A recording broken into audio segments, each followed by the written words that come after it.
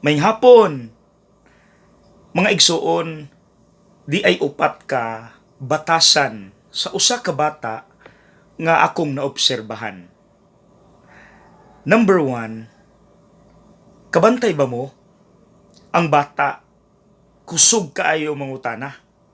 Makulit. Angkol, nganong ingon ani man eh?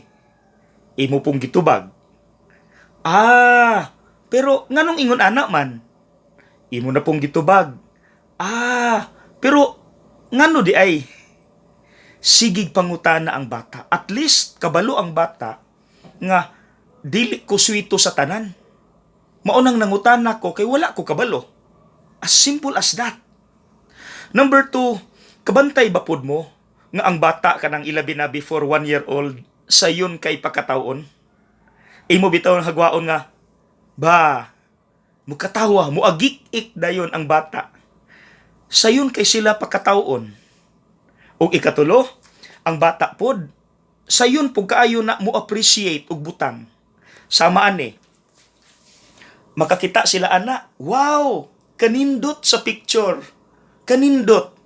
Pero ang dagko gani, mutan-aw sa picture, pero ang buhaton, hugaw. See the difference? And number four, ang bata, dali kay mo pasaylo. Mag-away rag pila ka minuto, pero magbalik ra pud sila dula. Mga igsuon, asa naman ang upat karon? Balikan ning video tan-aw. Pangutan-a dayon imo kaugalingon. Pagkadako nako, asa natuod ning upat ka batasan sa usa ka bata? Nawala lagi.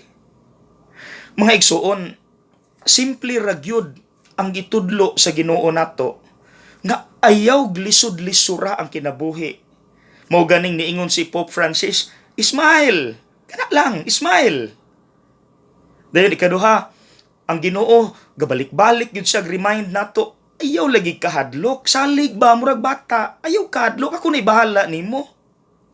Ikatulo, be friendly.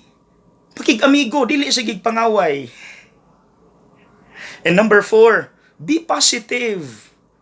Pero tanawan ng atong mga itsura karon nganong komplikado man kay itong kinabuhi ini kadagko nato.